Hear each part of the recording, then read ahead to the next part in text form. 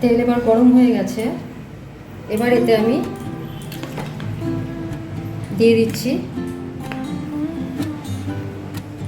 1 হাতা করে ছেড়ে দিচ্ছি। আঁচটা কিন্তু কমিয়ে দিয়েছি, সিম আঁচেই করতে হবে, কারণ সবজিগুলোর ভেতরে সিদ্ধ হতে হবে।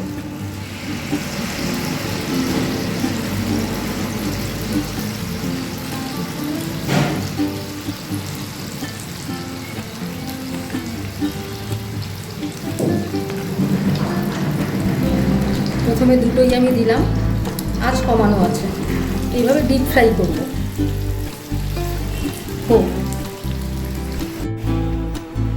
এখন আমি একটা খাবার বানাবো, তার জন্য একটা গোটা ভুট্টা নিয়েছি, আর এখানে কতগুলো আলু নিয়েছি। এগুলো সব আমি সিদ্ধ করতে বসাবো। ভুট্টাটা আমি ভেঙে নিচ্ছি, ভেঙে নিয়ে সিদ্ধ করতে বসাচ্ছি, তারপরে দেখাচ্ছি কি করছি।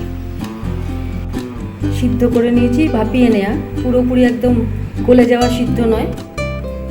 এবার কি করছি দেখাচ্ছি। আমি অর্ধেকটা ভুট্টা নিলাম, এর দানাগুলো আমি ছাড়িয়ে নেবো, আর এই একটা আলু নিলাম, এটাও আমি খোসা ছাড়িয়ে কেটে নিচ্ছি, দেখাচ্ছি।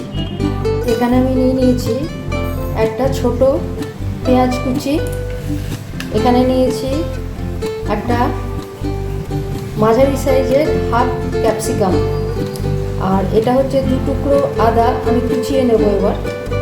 আর এখানে নিয়েছি 2টো কাঁচা লঙ্কা কুচিয়ে নিয়েছি। আর এটা তো দেখলেনই, একটা আলু সিদ্ধ, পুরোপুরি সিদ্ধ না, ভেতরটা কিন্তু শক্ত আছে, জাস্ট একটু গরম ভাপিয়ে নেওয়া। আর এখানে তো দেখলেনই অর্ধেক ভুট্টার দানা। আর এটা নিচ্ছি আমি চাট মশলা। আচ্ছা, এখানে নিচ্ছি আমি এটা বিট নুন, আর লাগছে আমার এখানে গোলমরিচ গুঁড়ো। তারপরে কি করছি দেখাচ্ছি। আদাটাকে আমি কুচিয়ে নিলাম। এবার এই বাটিতে আমি অনেকটা পরিমাণ ময়দা নিয়ে নিলাম। এটা একটা বড় কাপের 1 কাপ হবে, বা বড় মাঝারি বাটির 1 বাটি ময়দা নিয়ে নিলাম। এবার দেখাচ্ছি। এতে দিয়ে দিচ্ছি বিট নুন, দিয়ে দিলাম। আর একটু দিয়ে দিচ্ছি এতে গোলমরিচ গুঁড়ো। এগুলো যার যার নিজের টেস্ট অনুযায়ী দেবেন। একটু এটা আমি মেখে নিচ্ছি এভাবে।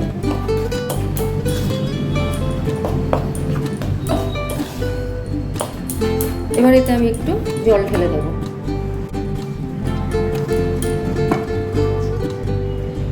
একটা ব্যাটার বানাবো।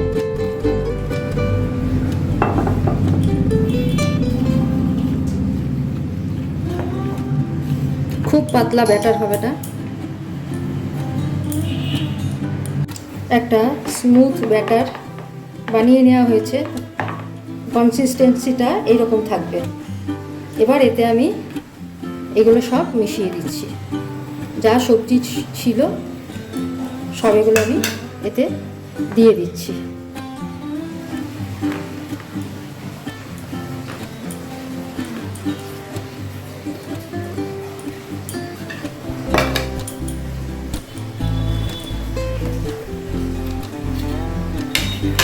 এবার এতে দিয়ে দিচ্ছি একটু চাট মশলা।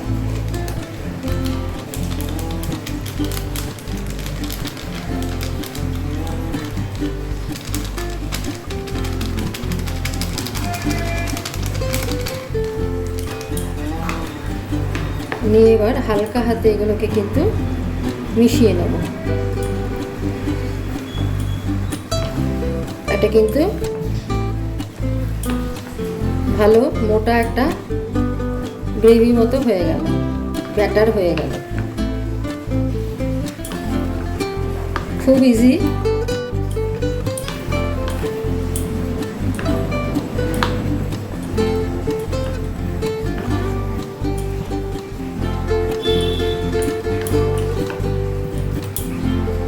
গোলমরিচ গুঁড়ো আরও বেশি দেবো, তখন অল্প দিয়ে মিশিয়ে নিয়েছিলাম, কিন্তু গোলমরিচের গুঁড়োটা বেশি করে দিলে ভালো লাগবে।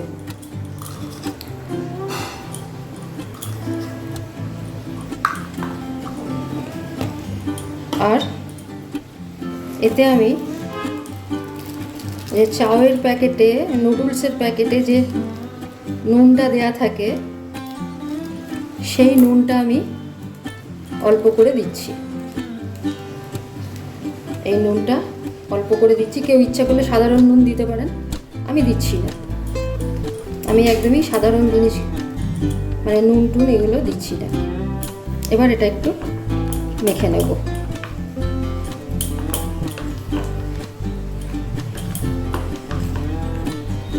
নিজেরাই একটু টেস্ট করে দেখবেন কাঁচা অবস্থাতে যে ব্যাটারটার নুন টুন সব ঠিক আছে কিনা।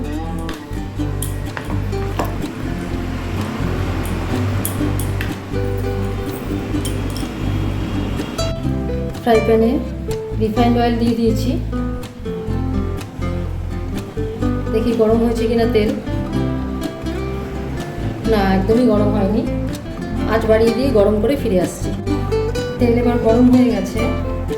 এবার এতে আমি দিয়ে দিচ্ছি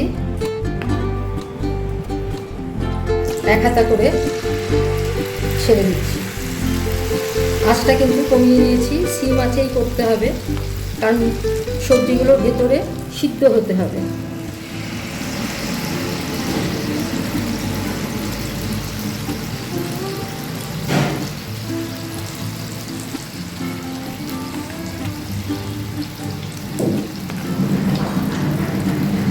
প্রথমে দুটোই আমি দিলাম, আঁচ কমানো আছে। এইভাবে ডিপ ফ্রাই করব। হোক একটু এগুলো নিচেটা ভাজা হয়ে গেলে এর ওপরে একটু তেল ছড়িয়ে দেবেন, তাহলে উপরটাও ভালো মতো ভাজা হবে।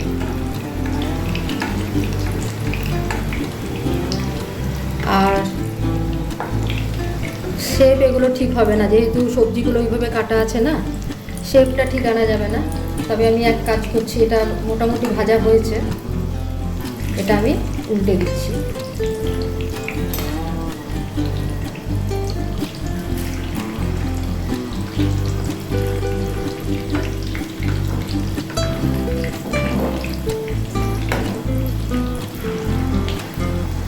কাঁচা কাঁচা রয়েছে কিন্তু, হ্যাঁ, এখনো ভাজা হয়নি, হবে ধীরে ধীরে হবে। হোক, তারপর ফিরে আসছি। এবার এগুলো ভাজা হয়ে এসছে। একটু এইভাবে চেপে দেখতে হবে কাঁচা লেগে যাচ্ছে কিনা। কাঁচা লাগছে না। এগুলো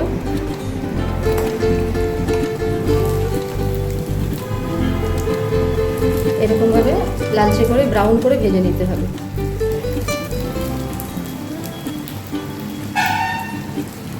এই যে হয়ে গেছে।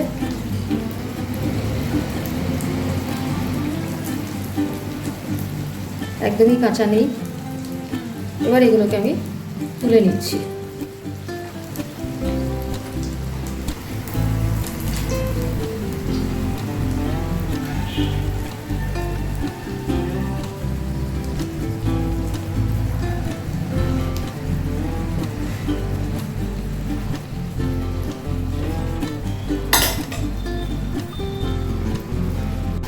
দ্বিতীয় ব্যাচে দিয়ে দিয়েছি, ভাজা হোক। এটা কিন্তু ঢেকে দিলে উপরটাও তাড়াতাড়ি ভাজা হবে। ঢেকে দিলাম। এটা আমার ক্যাপসিকর্ন মালপোয়া রেডি টু সার্ভ। ঠিক আছে, এটা কিন্তু ভেজ মালপোয়া নয়, এটা ক্যাপসিকর্ন। কর্নটা দেওয়ার জন্য কিন্তু ভীষণ ভালো টেস্ট হয় এবং ক্যাপসিকামের জন্য ভালো টেস্ট হয়। তো এটা একবার বাড়িতে করে দেখবেন। আমার ক্যাপসিকর্ন malpua ready to serve with tomato sauce. এই টমেটো সস আমি নিজেই বানিয়েছি। তো আজকের মতো এখানেই রাখছি। কালকে আবার অন্য রেসিপি নিয়ে ফিরে আসবো। ততক্ষণের জন্য ভালো থাকবেন। ধন্যবাদ।